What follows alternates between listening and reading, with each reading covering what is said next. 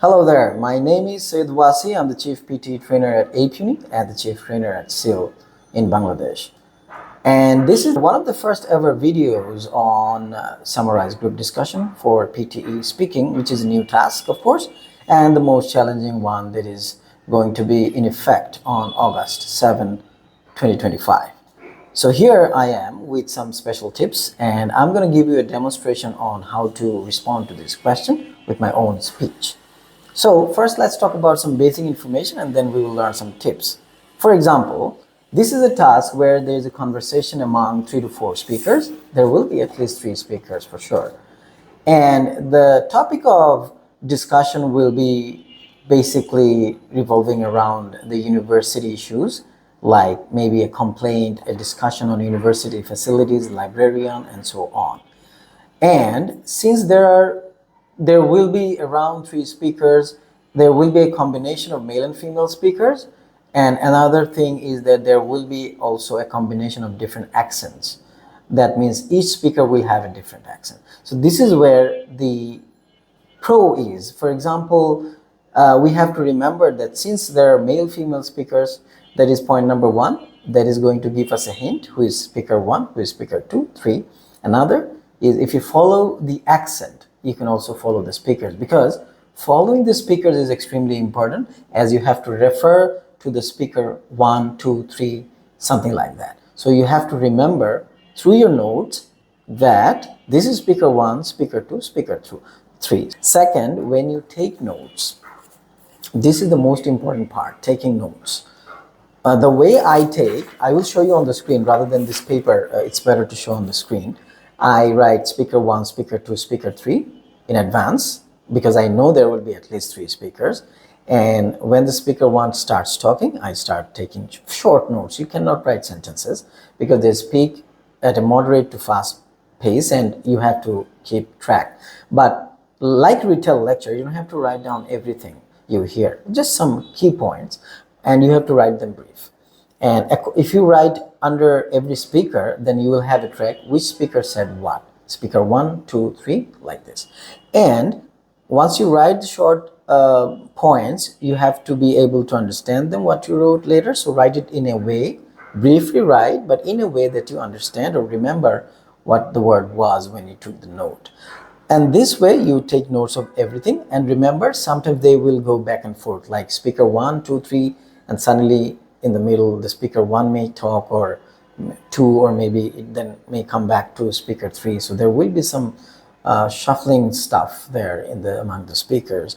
So you have to remember that as well. But I think if you take proper notes, some key points, you will be able to keep it track. Another thing, of course, template is a big no for any task in PTE now, but linking sentences are fine as long as they are natural. For example, once you watch my demonstration, you will see that I've used short linking sentences like later they said, later the next speaker says, and having got the information from the previous speaker, speaker 2 gets confused. So I have used some linking sentences, but these are natural. So you have to develop some linking sentences on your own that sound natural to the examiner, since the content will be checked by a human checker and the fluency and pronunciation will be checked by AI. Okay, so that's all. I'm going to show you a demonstration. Before that, I'm going to play the audio and then you will see my demonstration, how I answered. I did not complete 2 minutes. But on this point, I would like to tell you one thing. This is still on experiment, whether you should speak for a complete 2 minutes or close to 2 minutes, or it's okay to talk more than 1 minute or 1.5 minutes. That I can give you an update on later, not now, because we are experimenting those things. We are researching and working on it. Okay, so I'm going to play the demonstration now, and you will also see the note on the screen. What I have done, since my scribbling is not very clear, so I have converted my note into text with the help of ChatGPT, and then I'll show you. So, okay, let's start. The people at the accommodation office wanted to know who is coming by to live on campus next year. We got to let them know for sure by next week. It sounds like most people are coming back. What are you guys going to do? Have you decided yet? Really? They need to know so soon. Well, I have already decided. I am coming back next year.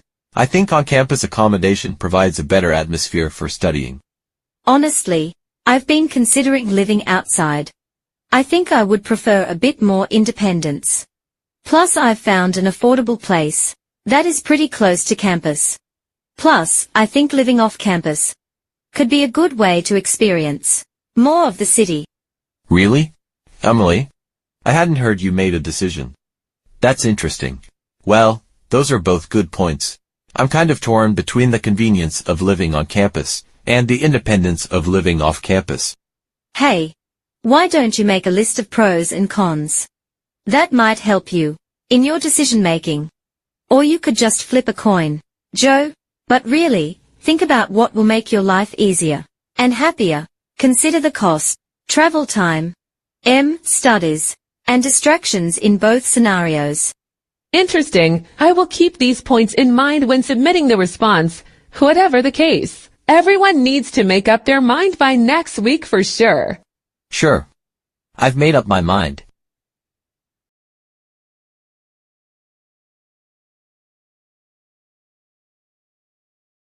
The conversation that I heard is about accommodation owner off campus, and there are three speakers who talk about this. The first speaker starts her conversation asking the students about the accommodation, whether they want to live on campus or off campus, because she needs this information to submit by next week. And this is basically for the next year accommodation, based on which the second speaker talks, and he says that he has already decided that he's gonna leave on campus next year. So that's his final decision. He thinks so because he feels that there will be a better atmosphere for study on campus.